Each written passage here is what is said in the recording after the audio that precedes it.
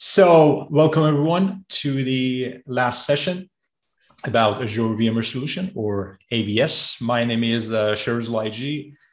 I'm a solutions architect with ATEA here in Sweden, but on this particular solution and this engagement, I'm working as a principal architect on the ATEA group level.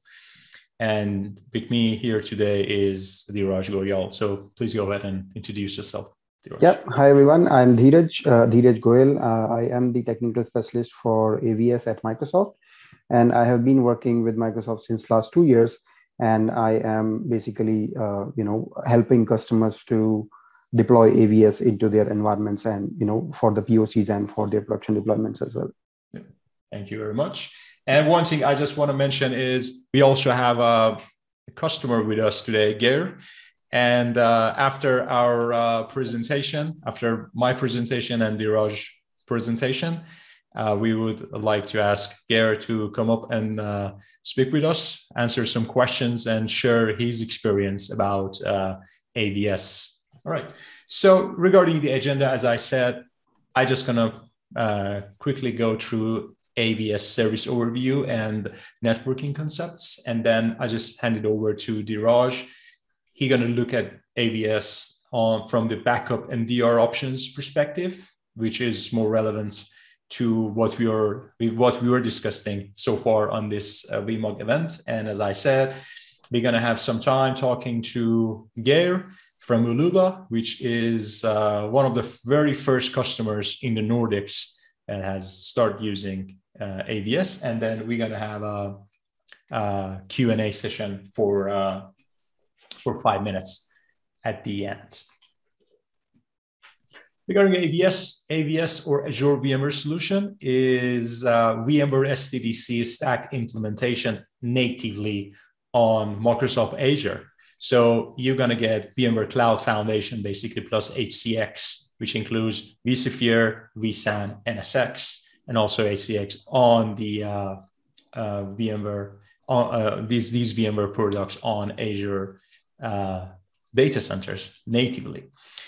If we look at the software and hardware specification more closely on the software part, as I mentioned, we're going to have vSphere 6.7 update 3, Enterprise Plus and Standard on ESXi and vCenter. And we also have vSAN 6.7 Enterprise, NSXT 3 on advanced level, and also by default right now, you're going to get HCX 4.2 advanced. If there is a need for more or another license called HCX Enterprise, it is available on demand, and it's going to unlock two very important features called replication assisted vMotion and also mobility optimized networking. It will cost you money, but what I believe is it's going to be free of charge. Microsoft going to offer you free of charge for the first 12 months. And you can correct me if I'm wrong, Dheeraj, on this, but that's the latest thing that I just realized. So if you want those two options, which are pretty useful options, you can just upgrade your license, HCX license from advanced to enterprise free of charge for first 12 months. Yeah. On the hardware side, we have nodes which we call AV36. That's the SKU for the AVS nodes, and 36 comes out of the number of cores that you're going to get per node. The total number of cores out of two Intel CPU sockets, 576 gigabytes of memory, and we're going to have a full flash vSAN on these nodes. That gives us around 16 terabytes of raw capacity per node. And we're also going to have 4 25G Ethernet cables or network cards towards the networking interface. In terms of number of nodes, because of the vSAN requirements, we need minimum at least 3 nodes, and each cluster on AVS can go up to 16 nodes. In terms of how we're gonna pay, or in terms of cost, we can pay it on an hourly basis, pay as you go, or with 1 year or 3 year reserved instances.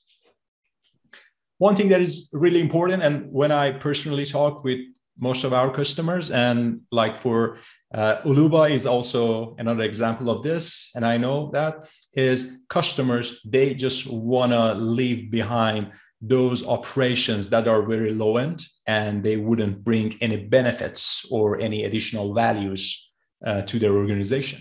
So as you can see on the screen, for most of the operations, Microsoft is on the hook. So regarding the hardware and physical security, and most of the implementation operation, as you can see, and it's marked by a blue color, Microsoft gonna do that for you. For the rest of the operations, so configuration of NSX, vCenter, vSAN, basically I would say, which is more involved with the guest OS and the services that you're gonna use for the guest OS or your services. It's your responsibility. So one thing that is important to mention here is you're gonna transfer most of the low-end activities that doesn't bring the organization any value to Microsoft. So Microsoft gonna take care of them in a non-interruptive manner.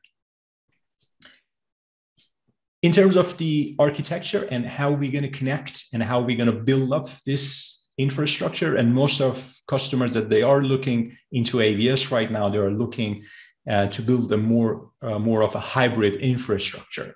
So you can easily connect your environment through ExpressRoute and also VPN, which I'm going to go through that a little bit later. On the AVS side, as I mentioned, you have VMware Cloud Foundation. So you're going to get the whole software-defined data center licensing. You don't need to pay extra for the licenses. It is included in the service package.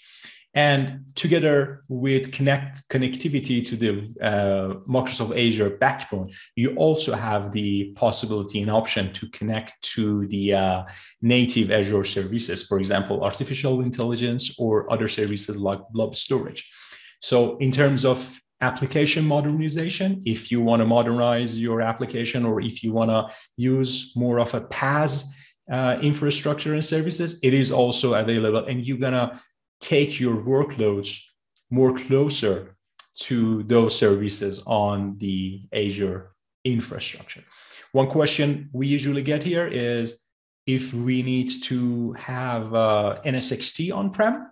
And the answer to that question is no, you don't need to have NSXT. If you have NSXT, that would be much nicer and everything going to be much cleaner, and you have a same sort of like environment. But as long as you have a vSphere distributed switch on-prem, that would work perfectly, and you don't need to have NSXT on-prem. One thing that adds to the whole service, and it brings a lot of ease, is using a service or a software called HCX, and HCX is VMware's hybrid cloud mobility tool. So with use of HCX, you can easily migrate your VMs from on-prem to AVS and from AVS back to on-prem. So it is basically looks like or works like from the operational point of view like a vMotion. So it's basically when I usually talk to the customer, I just said it's an advanced vMotion. So you basically just vMotion your VMs from on-premises to AVS with use of HCX. And one other thing that is also very important to mention is with use of HCX, you can also extend your layer 2 segments towards AVS. So you don't need to use any extra software, or you don't need to use any form of IPing your workloads when you just move back and forth. And one thing that I also mentioned, and it's also has been added together with HCX 4.2, is use of a feature called mobility optimized networking. And they're going to add another feature, another routing feature, I would say. So the traffic not going to trombone from AVS to the on-prem for the routing purposes. So you're just going to route everything on the AVS side if you have that in place. But that's one of the most important parts. when we work with the customers on AVS, this is one thing that shines regarding the migration and ease of migration back and forth to AVS and from AVS. If we talk about the networking, and this is also some parts that customers, they're going to ask question, and you also might have a question. When you bring up AVS, as you can see on the right-hand side of the slide, that AVS gonna get connected to something called dedicated Microsoft Enterprise Edge router. And those edge routers going to connect to the Microsoft backbone through express routes. And when you connect your environments with use of express routes to Microsoft Azure, with use of a technology called Express Route Global Reach, or ER Global Reach, you can connect the express route circuit on AVS towards your express route that connects to your local environment. So that global reach gonna give you the opportunity to route the traffic towards AVS with use of Microsoft backbone. So your traffic not gonna go through any kind of Azure native infrastructure by default, but it's gonna traverse from the Microsoft backbone with use of global reach. Some customers of ours, they have asked because of their investment on Azure native solutions, and they just added services that filter, monitor traffic from on-prem towards Azure. So they have been asked to add some form of features that the traffic, when it comes from the on-prem and going to AVS, goes also through those kind of services for the monitoring and filtering purposes. And recently this feature has been added to AVS. So when you want to connect your on-prem environment to AVS, you also have the option to use a service called Route Server. And with the use of that Route Server, every traffic that comes from your on-prem or comes from AVS that goes to on-prem, gonna go through those monitoring and filtering features. In one of the previous slides, I just mentioned one of the good thing about using AVS is if you want to use any form of native Azure services, you have the possibility to do that. So for example, which I know Dheeraj is going to go through that later, if you want to put your backup files somewhere on the cloud on Azure and you plan to use local storage, it is possible to do that. And what you can do, you can connect your express route circuit to your Azure native VNets and the ER gateway. And the traffic gonna also traverse towards the backbone of the AVS and gonna reach the native services that you are using also on Azure. The last thing that I want to mention about networking, and this is one of the usual questions that we get, and unfortunately it is supported right now, is some of our customers, because of the cost or because of the ease or speed of configuration through or connection configuration through site-to-site VPN, they would prefer to connect their on-prem environment to AVS through site-to-site VPN and not use express route technology. So the question might comes up, and you might ask yourself, can I connect my on-prem environment to AVS through a site-to-site VPN? And the answer is yes, and it is supported, and it has been supported since the introduction of HCX 4.2 a few months back. So right now, what you can do, you can connect your Azure express route circuits to an ER gateway or express route gateway inside a service called vWAN Hub, and also connect your or terminate your VPN connection towards that vWAN Hub. So it is supported, but basically what I can say about this, it depends on number of workloads, how much traffic you just you need to just traverse and just between your on-prem and the AVS.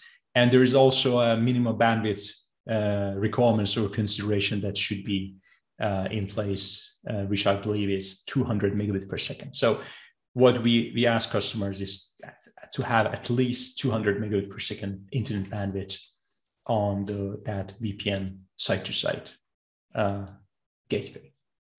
So by this, it reaches the end of my section. I would like to ask Dheeraj to just share his screen.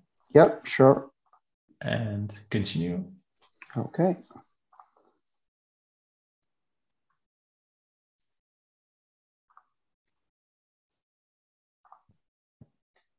Okay, so thank you, Shahrouz. That was really informative. And let me move on to the next part here. Sure, thanks. Okay, so the next part is backup and DR with AVS, right? So by now you would have understood already why a backup is required, right? So Rubrik and Commvault has emphasized very well why a backup and why a good backup and DR infrastructure is very important for any enterprise organization, right? So right now, I'm just going to tell you a little bit more about the backup and DR options with AVS, right? So as Shahrouz highlighted already, that with AVS, we can actually leverage all the other Azure native services, right? And Azure Backup is one of them. However, we can leverage almost all the Azure native services along with the AVS VMs, but this is the one which we have seen customers using most of the time, right? So when we talk about the backup options for the AVS VMs, this is the recommended solution from Microsoft, right? So what we can do is we can deploy MABS, Microsoft Azure Backup Server, and it is deployed as a VM within your Azure infrastructure, and then it will consider your AVS infrastructure as your, very much similar to your on-prem VMware environment, basically, right? So you will be able to use your Azure Backup Server to back up your AVS VMs directly, right? And it is an agentless backup environment, and you will also have multiple options to keep the backup as well. You can keep it into the recovery services vault, and then you can also keep it on the disk pool, which is another feature or another type of storage which became recently available with Azure, right? So this is a little bit of the high level reference architecture, basically. So as I said, when you deploy AVS, it will be deployed as a small isolated branch office type of environment. And then you can simply connect it to any of your Azure environment. And all you have to do is just connect it to any of the express route gateway in your Azure VNets, basically, right? So once you do that, you will be able to connect to the Azure native VMs, and MABS can be deployed into any of the Azure native VMs, basically. So once it is deployed, you will get the management console, and then you will be able to connect it to your AVS vCenter, and then you will see all the inventory, all the VMs that are running in AVS, and then you will be able to get the backup straight into your Azure storage. And then, as I said, you will have multiple options to keep into the Azure native environment as well. So Azure Native Backup is the recommended solution to use as a backup tool for the AVS environment. However, sometimes customers says that, okay, we are already using some other third-party tools and we want to maintain the operational consistency, basically, right? So good news or good thing is that most of the major third-party backup vendors are supported today. So Cohesity, Commvault, Rubrik, Veeam, Veritas, Dell, these are the major software vendors, and they are all tested and very well supported by these vendors, right? So now the question could be like, how would you choose? When should you use the Azure native backup, or when should you use these third-party backup solutions, right?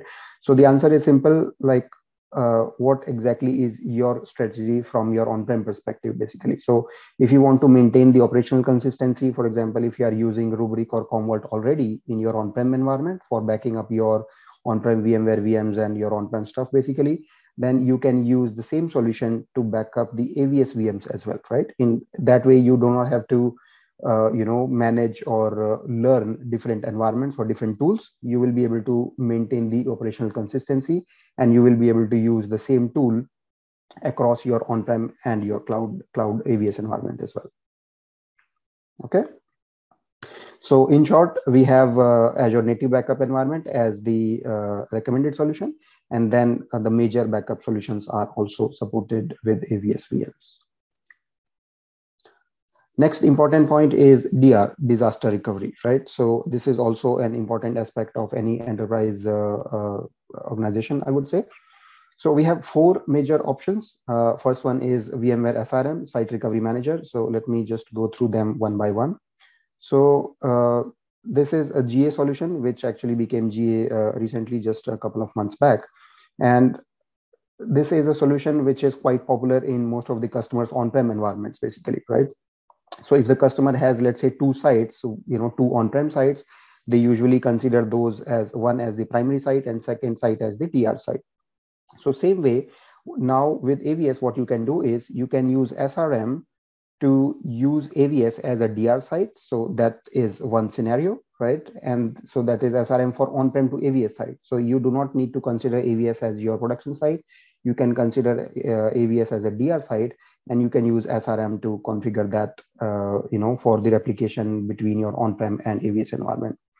Second use case could be AVS to AVS, right? So for example, if you consider, let's say, AVS West Europe as your primary site, you can consider AVS in North Europe as your DR site. And then you can use SRM to configure replication between these two sites, and you will be able to recover the VMs onto other site if due to any reason the primary site goes down. In terms of licensing, for the testing purpose, you can go with the evaluation license as well. But if you are using SRM already for your on-prem environment, and if you already have the license, then of course you can do it. And AVS is actually a native VMware environment, as Shahrouz also mentioned already. So you can actually leverage most of the VMware suite products as well. So SRM is just one of them. So you can use that with AVS as well.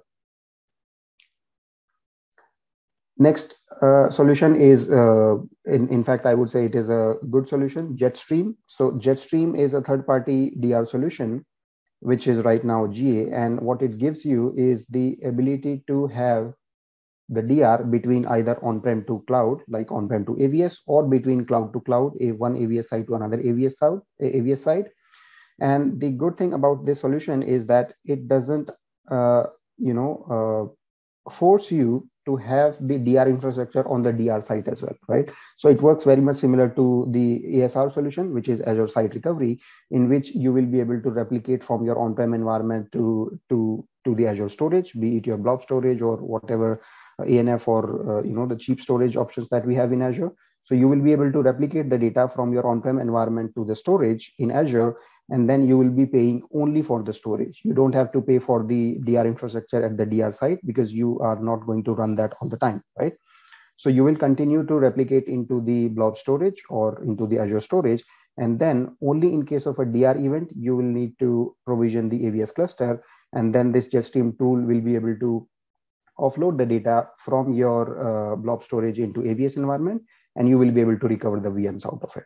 Right. So I would say it is a more cost-effective solution because you don't have to run, the equivalent number of AVS nodes on the DR site as well. Right.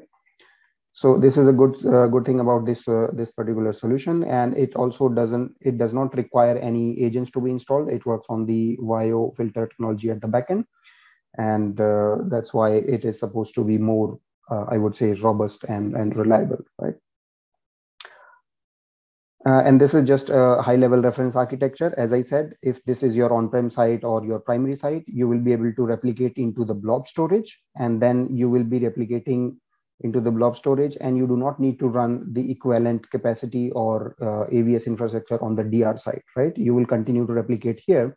And then only in case of a DR event, you deploy the AVS infrastructure on the DR site, and you will be able to offload the data from the storage into the AVS environment, and you will be able to recover the VMs. In this case, the RTO seems to be a little bit higher because, of course, you need to rehydrate the data from the blob storage into the vSAN. And in order to lower down the RTO, what you can do is you can run a minimal cluster, what we call as the pilot-like cluster at the DR site. So for example, 3 node is the minimum that we need to deploy.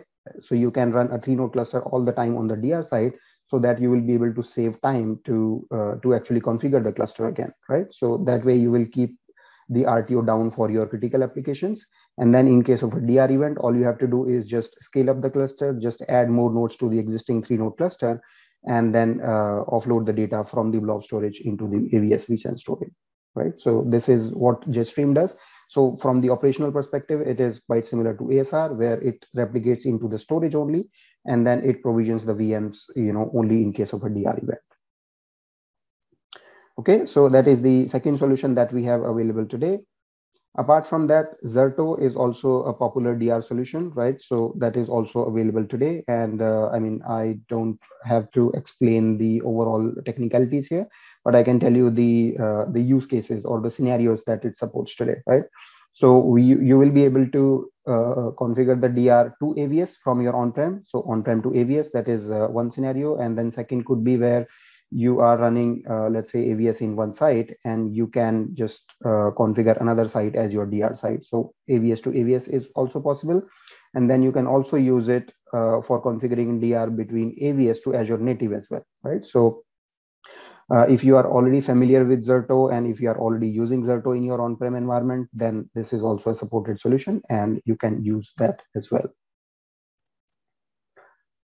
One more option is HCX, right? So as Shahrouz mentioned in the beginning, HCX is a service which is included with the AVS cost itself. So there is no additional cost for it. It is primarily a migration tool. So it is used to migrate the VMs from your on-prem infrastructure to the AVS infrastructure. But since it has the replication capabilities, it replicates the data from source environment to the destination. It also gives you the DR capabilities. So you will be able to protect the VM. And when you protect a VM, it starts replicating the data, or it starts replicating the VM from the on-prem vCenter to the AVS vCenter, and then you can just cut over the VM anytime you want, and then the VM will be available in AVS as well, right? The caveat here with HCX is that it doesn't have a lot of automated facilities, or it doesn't have a lot of enterprise class features, let me say that, right? So there are most of the things which are very much manual in this case, and but the point is that HCX also provides you the basic DR capabilities. Okay, so these are the 4 DR options that we have available with AVS today, and depending on your organizational strategy and your requirement, you can choose whatever solution you want. Okay, so with this, I will hand over to Geir so that he can talk about his experience on AVS, and after that, we will be able to take some questions as well. Yeah, thank you, Dheeraj, for your presentation. It was really good, and it was really helpful, I would say. Okay. And there is a question in the Q&A. I think what we're going to discuss with Geir, going to answer a lot of like those part and what he asked, but we can just also answer the question after we finished. Yeah. The last 5 minutes. Thank you very much, Dheeraj. Sure. All right. Hello, Geir. Hello. Nice to have you here. Yeah, nice to be here. Nice to be invited. Thank you. Yeah. So we gonna talk with Geir from Uloba about his experience from a customer point of view, because we think it's really important to also hear from a real customer point of view and not just from us. So would you please go ahead and introduce yourself, Geir? Yeah, I'm the operational manager for the service and management team in a company in Norway called Uloba. And the company was started 30 years ago, and we supply personal assistance for disabled people. And we have about 130 office workers connected to our HQ, but we have over 6,000 assistants for disabled people that also we can benefit from services we provide them, like timesheets and planning and everything. And we also work politically for the rights for disabled people. So we like to call ourselves a political organization, but we're commercial as well. As everybody, we live off the money we make from the deals we have with the government in Norway delivering assistance for disabled people. Yeah. That's great. Thanks for an explanation from your role and also Uloba's role and what Uloba does throughout Norway.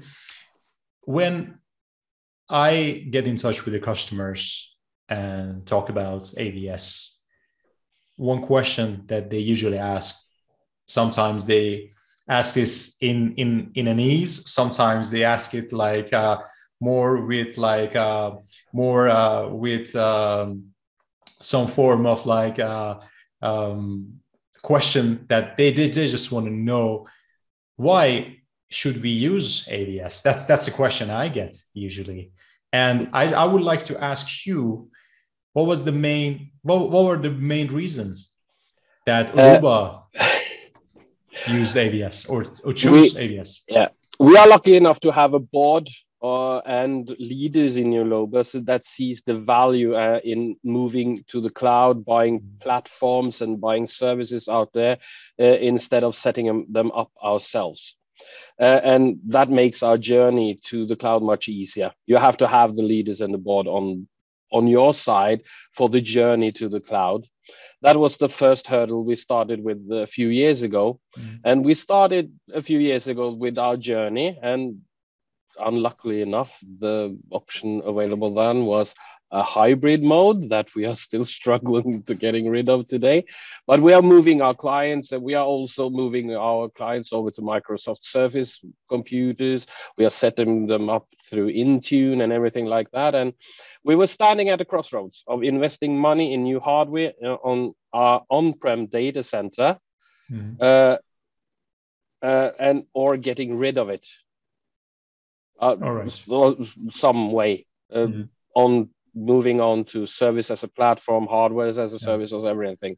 And in that, we discovered that there's something called AVS here. That was interesting. So we saw that AVS is known technology for us. We can manage it like we manage our on-prem VMware environment today. And also, if we move it into AVS, we can also free up time for me and others in IT department on delivering better services to the business instead of just patching up vCenter servers and everything like that and doing maintenance all the time. Then we can concentrate on delivering good services to the business. And that's our role in the future, delivering good services, not standing with the screwdriving and setting up servers and those things. So focus on more important stuff. Yeah. So that's the main reason. Yeah. So I just tell you spontaneously about this because when I also talk with different customers, and I really like how you see this, because sometimes I just see like the IT operation people, some people like yourself or even myself, they feel threatened because they would see like their server is going to move to some other places, and they would ask themselves, so what we're going to do? We're going to lose our job, or we're going to lose our purpose here in this organization? But what you said was really important. I would say it's like you have to shift what you see, and you have to shift your like focus to more. You have to transition from being a technician to being someone that delivers good services to the business. So yeah. It's a transition, and it's difficult, especially for me. I'm a grandfather of two, and I've worked in this business for many, many years. And yeah, it's difficult because you like that screwdriver, you like those hard bits, and putting together the server and putting it in the rack in the server room. But we're past that. We are moving into the new world. We have to go with it. That's great. So when you look at AWS and like the experience that you got, what are the pros and cons of using such a service like AVS? I haven't seen a lot of cons, but the first thing you see and the first thing you react to, I think, is the price. It's a heavy cost, it's no doubt about it. It's the bandwidth. Do you have enough bandwidth to migrate your service? Are you going to have a hybrid environment, or are you going to lift and shift? What are your strategies? Are you going to lift and shift? You don't need that much bandwidth, but it takes time. Are you going to have a hybrid environment? You have to have enough hybrid. So that's the cons. And the pros when you start as we did, and I have an IT manager that always calculates all the costs. We are standing at the crossroads. I said we have to invest several million Norwegian kroner in new equipment, new hardware. Are we going to do that? No, because my IT manager has a dream, and his dream is our on-prem data center shall be gone. He doesn't want it here. He wants it gone. I have 1.2 metric tons of batteries in the cellar that I have to change next year because they are bad. But if I take into cost the cooling system, the batteries, the new hardware, and the time it takes to write them off in our and everything like that, the cost monthly is not very much bigger than we have today. So that's what we looked upon. What will happen to our data center? What will we get rid of? We are saving money on licenses because I don't need as much VMware licenses anymore. I can cut down. I can just keep some host, couple of hosts here to give our developers some development environment, test environments, and so on. So the cost was not, it didn't scare us at all. No. So we are in the process. I think next we will get our budget approved, and the AVS is in the budget. And if everything goes as we see it does that, we will start the big journey in January. Nice, very nice. To put rest of the data center up in AVS. Yeah. So you just mentioned a very important point, and I would like to just emphasize more on that, because when people see the price tag, let's say like 3 nodes cluster or 4 nodes cluster, they would just go crazy. They would say that's a lot of money, and it is a lot of money. It is not free, and that's true. But when you put it in the context, as you said, and it depends also where are you in your journey. If you need to refresh your hardware and like renew your software license and those kind of things, it's not that expensive. And I really like the way one of my colleagues, Thomas, he just handled that, and the way he just handled that, and I just love that, is it just gave you another offer for buying a new hardware and putting on-prem and just buy back that in 3 years, which was the same kind as 3 years of commitments to AVS. And surprisingly, it wasn't that expensive when you compare that to AVS. Didn't scare us at all, because but just think of all the time you get released from doing your maintenance and everything, and it's enough to do in an IT department. You get free time. You can deliver better solutions to your business. That's great. And make them better. So you just talk about the cons, and if you look at the pros and like the advantages that you get, like the most important one, as you saw in AVS, what was that? The most important thing that is that it was cost savings, because of I saved time. Time is money, and there was I didn't have to maintain the infrastructure at all.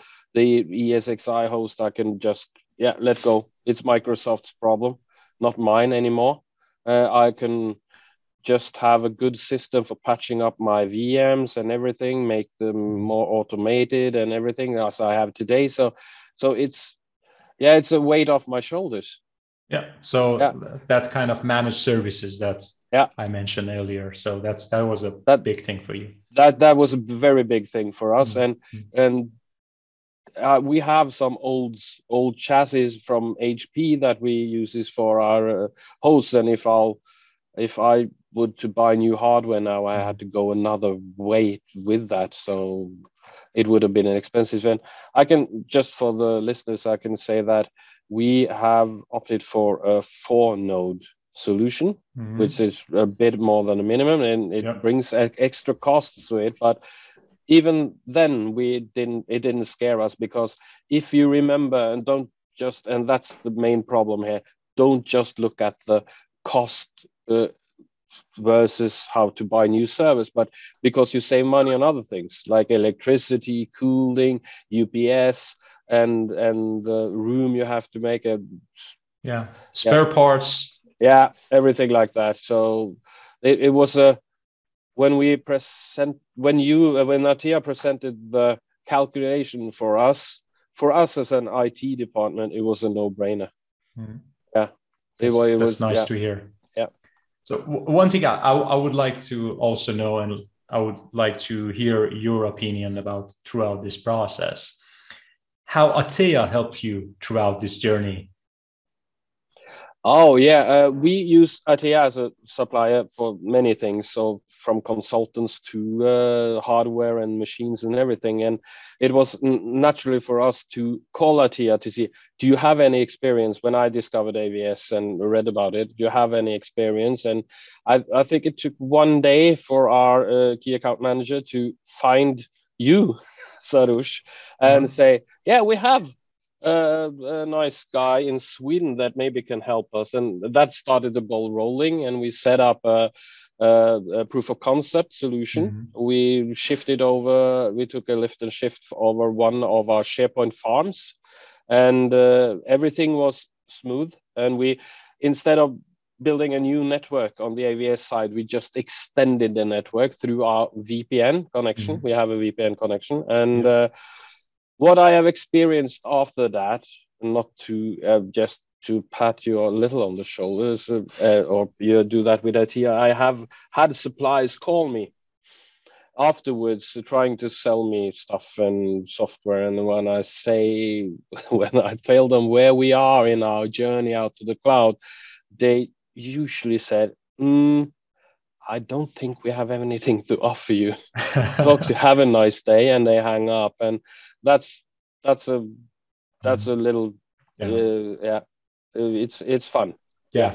So I think, like, as most of the people knows, Atea is like a biggest, I would say, IT infrastructure supplier through the Nordic, and we have started this. We invested a lot of resources into this since 1.5 years ago, and as you know, we have like a sandbox. It's pretty like hefty in terms of like price and everything, but we have a sandbox that we could test, and we could test drive everything before just talking like to yourself. And we also have a army of consultants, senior consultant architects that they know what it is, and I've been also part of this process for the enablement. So that's really nice to hear this from you. Yeah, well, it was really fun because I thought AVS, everybody should hop on that train. But I discovered that we were quite early in our decision to look into AVS, and because HP contacted us to ask about the project. So that was a bit fun. So, yeah. I just want to ask you, if you go back in time, like a few months back when you started this, maybe 6 months ago, and you just want to start this over, and I'm just asking this so other audience could also use your experience, what would you do differently if you start this over 6 months ago?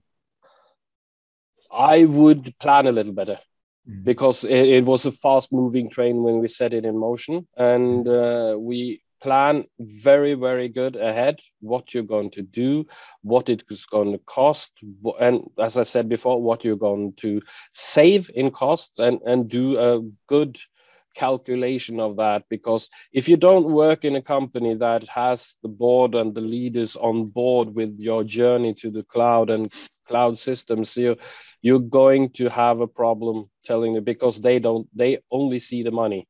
Exactly. They don't see the benefits. So you have to make a good plan.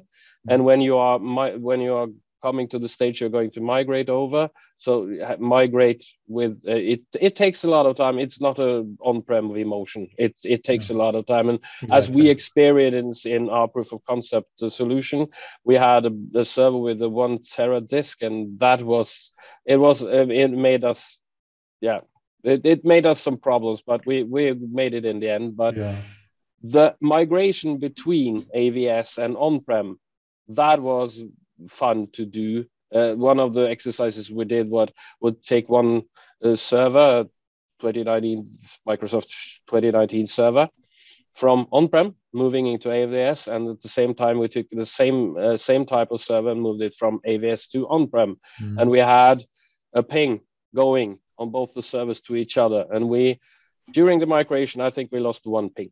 Yeah. And one thing you mentioned that it was really fun to hear was there was an application that you just chose to move to AWS. Yeah. And it worked much better on AWS. Yeah, it did. Yeah.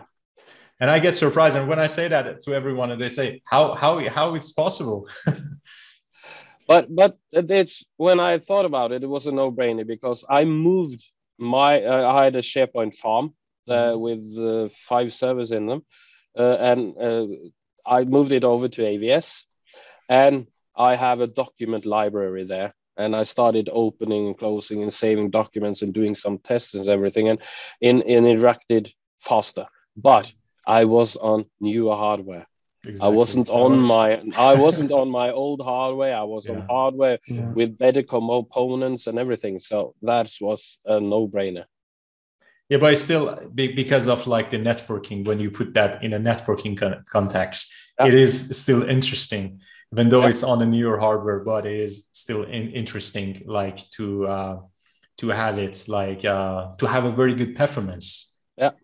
And that's very important. The performance wasn't a no-brainer because it went our document library on the SharePoint farm was a bit faster, and you really saw it because of the new hardware, and the VPN connection was a no-brainer. Yeah. Well, one thing I also want to add, and it's in line with what you said, like you would plan it much better if you go back. One thing that I also experienced, and I also talk with different customers, is when you decide to do the migration and just build, so to say, a hybrid infrastructure and move your workloads from on-prem to AWS, something that is really important is to have a very clean virtual machines, optimized virtual machines. And what we also talked together is to run a service called VMware Health Check that would just go through everything on-prem. If there is some optimization that is needed to be done on your workloads, we could just do that more in advance. So that's also something that I can just add to what you said. Yeah. And it's very important to have a very clean and nice and optimized virtual machine infrastructure to move. Yeah. And I will say that I don't want to say if we start in January. I will say when we start in January, the journey for our production environment to move completely over to AVS, it's around 60 VMs that will be going over. One of the first things we will do is go through the entire VMware environment, because we have luscious VMware environment with a lot of licenses, a lot of space, a lot of memory, and so on. Even if it's old hardware, we have that, and we just splashed out when it comes to disks and everything. So before we migrate over and do the lift and shift, really we will consolidate a few things before we do that, and maybe we can get down to 50 servers and some less in storage and everything. So that will be nice, so we can clean up the environment, because it's much easier today because of all the capacity I have to say, okay, you need a new service, we just pop up a server. You need I need 500 gigs of disk space, take 750, we have room. You can't do that in AVS. You have to plan. Exactly. You have to migrate a clean environment to AVS. Yeah, that's really important. Yeah. All right. Thank you very much. I always like talk to you, and I really enjoy that. And if there is anything else you want to mention, please feel free to do that. The only thing I can mention now, I look forward to the journey I will take with ITIA in January. Yeah. It's really nice to hear that. Yeah. Thank you very much. Thank you. Thank you.